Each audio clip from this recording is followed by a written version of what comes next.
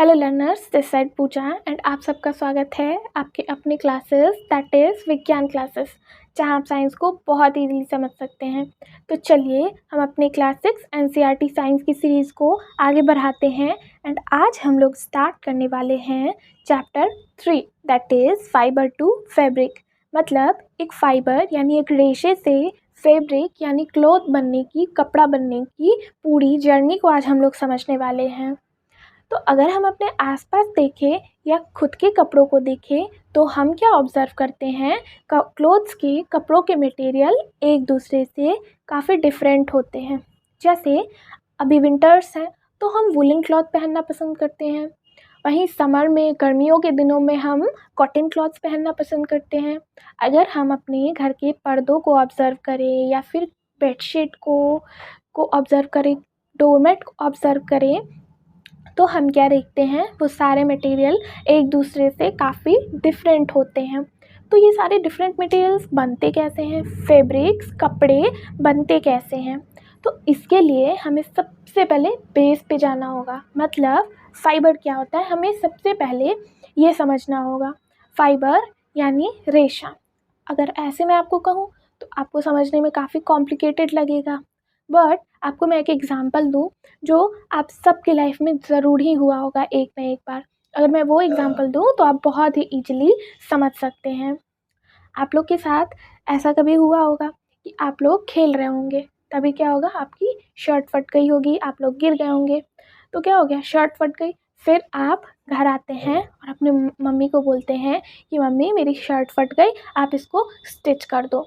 तो मम्मी क्या बोलती है कि ठीक है स्टिच तो कर दूँगी, लेकिन उसके लिए तुम्हें पहले सुई में आपको ये एक धागा है वो डालना होगा, ठीक है। तो आप कहते हो ठीक है लाओ। तो आपने क्या ऑब्ज़र्व किया कि जब आप सुई में धागा डालते हो निडल में तो क्या होता है, वो धागा एक बार में क्रॉस कर जाता है उस निडल को? नहीं।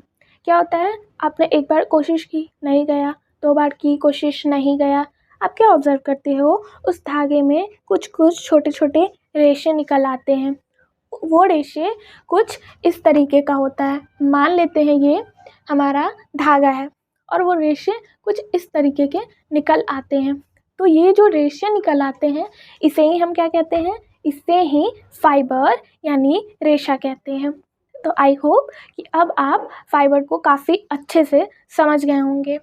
और अगर हम बात करें डेफिनेशन की तो फाइबर क्या होता है, thin long and flexible hair like structure, है ना। वो तो काफ़ी थिन होता है, लॉन्ग भी होता है, फ्लेक्सिबल है ना, उसको हम लोग मूव कर सकते हैं। तो ऐसा जो स्ट्रक्चर होता है उसे ही फाइबर कहते हैं। तो अगर हम बात करें, फाइबर तो डिफरेंट टाइप के होते हैं, तभी हमें इतने डिफरेंट टाइप के फैब्रिक्स क्लॉथ्स मिल पाते हैं। तो अगर हम टाइप्स देखें फाइबर के तो कितने टाइप हैं, मेनली फाइबर 2 तरीके के होते हैं। सबसे पहला फाइबर नेचुरल फाइबर जो हमें नेचर से मिलता है, प्रकृति से मिलता है। दूसरे टाइप की बात करें तो सिंथेटिक फाइबर या आर्टिफिशियल फाइबर।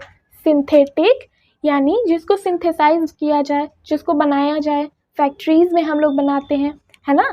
तो आर्टिफिशियल जो मैन मेड हो, ऐसे फाइबर होते हैं। वहीं अगर हम देखें नेचुरल फाइबर तो ये भी 2 टाइप के होते हैं। कौन कौन से, plant fibre and animal fibre. Plant fibre कौन से फाइबर होते हैं, जो हमें प्लांट से मिलते हैं, पेड़ पौधों से मिलते हैं, उसे हम प्लांट फाइबर कहते हैं। वहीं हम बात करें एनिमल फाइबर्स, वैसे फाइबर जो हमें एनिमल के द्वारा मिलते हैं।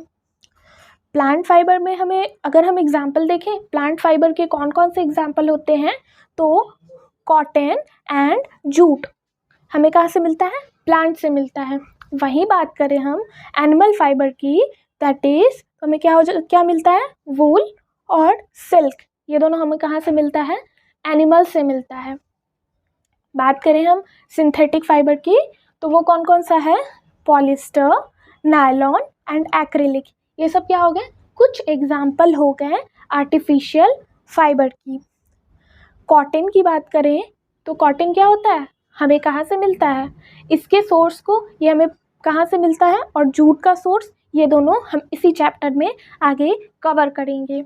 और एनिमल फाइबर आप हायर क्लासेस में पढ़ेंगे, बट मैं आपको थोड़ा सा समझा देती हूँ, ब्रीफ बता देती हूँ। वूल हमें मेनली शिप एंड याक इन सब एनिमल के हेयर से मिलता है ना। और वहीं बात करें सिल्क की, तो सिल्क हमें सिल्क वॉर्म के कुकून से मिलता है, ठीक है।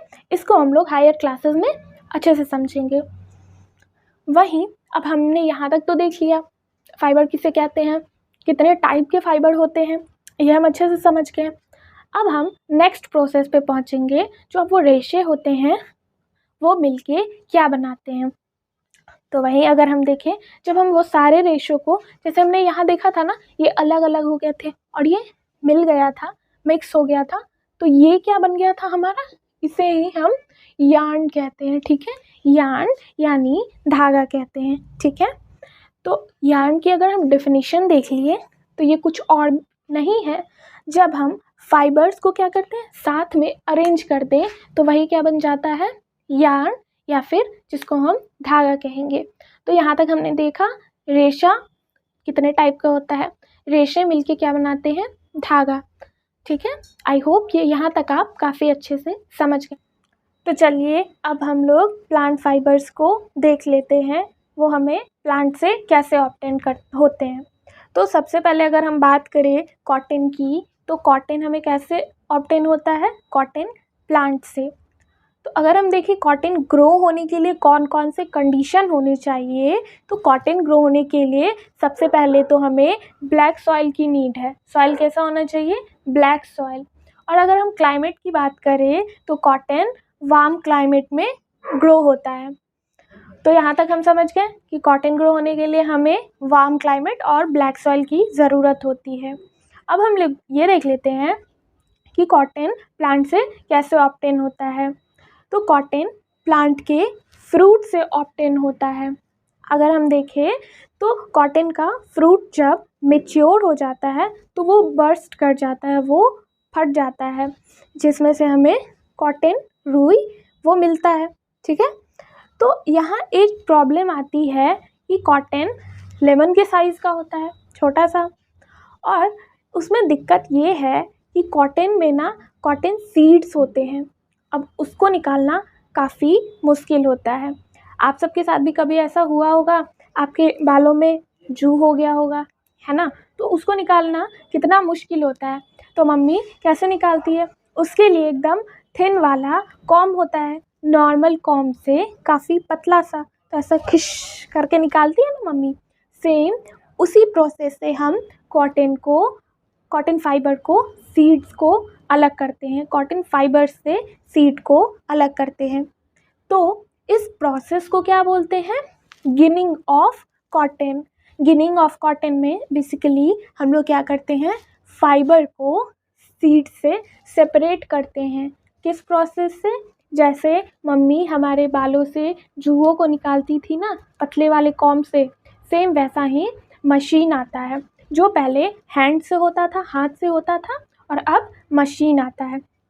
तो आई होप कि आप कॉटन के बारे में अच्छे से समझ गए होंगे और गिनिंग प्रोसेस को भी समझ गए होंगे। और अगर हम बात करें अब नेक्स्ट प्लांट फाइबर की, दैट इज़ जूट।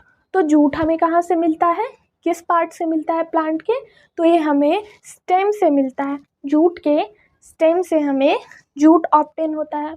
और जूट किस सीज़न में ग्रो होता है, तो ये रेनी सीज़न में अच्छे से ग्रो होता है। और इसको बनाने का प्रोसेस क्या होता है, अगर हम ये देखें तो इसको बनाने का प्रोसेस थोड़ा टाइम कंज्यूमिंग है। क्यों टाइम कंज्यूमिंग क्यों है, तो इसमें क्या किया जाता है ना, स्टेम को, जूट का जो स्टेम होता है उसको क्या किया जाता है, तना को पानी लिया जाता है, और इतना पानी लिया जाता है जिसमें वो स्टेम डूब जाए, उसको हम डुबो देते हैं, इमर्स कर देते हैं, और उसको सड़ने के लिए छोड़ देते हैं। जब वो स्टेम सड़ जाता है तब उसको पानी से निकाल लिया जाता है, उसके बाद उसके रेशो को अलग कर लिया जाता है। तो इस प्रोसेस से हम क्या बनाते हैं, जूट बनाते हैं, और फिर उसके फैब्रिक्स रेडी होते हैं फाइबर से। और ये ग्रो कहाँ कहाँ होता है, इंडिया के किस पार्ट में, तो जूट असम में, वेस्ट बंगाल में और बिहार में ग्रो होता है रेनी सीज़न में। तो आई होप कि आप कॉटन को और जूट को अच्छे से समझ गए होंगे। तो यहाँ एक दूसरा प्रोसेस है कॉटन का, कॉटन यार्न बनाने का, जिसको हम लोग समझ लेते हैं। इस प्रोसेस को बोलते हैं स्पिनिंग कॉटन यार्न। ये और कुछ भी नहीं है, बस कॉटन फाइबर से जो हम लोग यार्न बनाते हैं ना, धागा, पतले से रेशे से जो धागा बनाते हैं, बस इस प्रोसेस का नाम स्पिनिंग रख दिया गया है। ये बस यही है। तो आई होप यहाँ तक आप अच्छे से समझ गए होंगे। तो हमने फाइबर समझ लिया, फाइबर क्या होता है ये समझ लिया, इसके टाइप्स क्या क्या होते हैं इसको समझ लिया, यार्न क्या होता है ये समझ लिया, हमने प्लांट फाइबर्स को अच्छे से समझ लिया। तो पूरा यार्न तक का प्रोसेस हमारा कंप्लीट हो गया है। फाइबर देन यार्न हमने कंप्लीट कर लिया है। और अब हम आ जाते हैं अपने फैब्रिक बनने की लास्ट जर्नी पे, जो क्या है, यार्न टू फैब्रिक। मतलब एक धागे से कपड़ा बनने का जो प्रोसेस होता है उसे ही यार्न टू फैब्रिक का प्रोसेस कहेंगे। तो ये कितने टाइप का होता है, ये 2 टाइप का होता है। कौन कौन सा, तो पहला टाइप हमारा वीविंग और दूसरा टाइप कौन सा, नीटिंग। नीटिंग तो आपने बहुत बार सुना होगा, क्योंकि हमारे घर में हमारी मम्मियाँ नीटिंग करती है ना, स्वेटर जो बुनती है उसे ही नीटिंग कहते हैं। तो सबसे पहले अगर हम देखें वीविंग की, तो वीविंग क्या है, process of arranging 2 sets of yarn. जब हम यार्न को, 2 सेट के यार्न को जब हम अरेंज करते हैं उसे ही वीविंग कहते हैं। एक यार्न हमारा वर्टिकली जाएगा और दूसरा यार्न हमारा हॉरिजेंटली जाएगा। इसको जब हम अरेंज करके कोई फैब्रिक बनाते हैं तो उसे क्या कहते हैं, वीविंग ऑफ यार्न कहते हैं। और नीटिंग की देखें तो यहाँ में क्या यूज़ होता है, यहाँ हमारा सिर्फ सिंगल यार्न यूज़ होता है। एक यार्न से पूरे क्लॉथ को बनाया जाता है। आपने देखा होगा ना, मम्मी एक ऊन का गोला लेती है और उससे पूरा स्वेटर बना के तैयार कर देती है। और ये भी आपने ऑब्ज़र्व किया होगा, जब एक उलन क्लॉथ से एक ऊन निकलता है तो हमारा पूरा स्वेटर खुल जाता है। सॉक्सेस में भी कितनी बार होता है, एक धागा खींचो तो पूरा क्लॉथ खुल जाता है। क्यों, क्योंकि वो पूरे एक सेट ऑफ यार्न से बना होगा। तो आई होप कि यार्न टू फैब्रिक के दोनों प्रोसेसेस, वीविंग और नीटिंग को आप अच्छे से समझ गए होंगे। तो यहाँ पे हमने फाइबर टू फैब्रिक को कंप्लीट कर लिया है एंड आई होप कि आपको ये चैप्टर काफ़ी अच्छे से समझ आया होगा।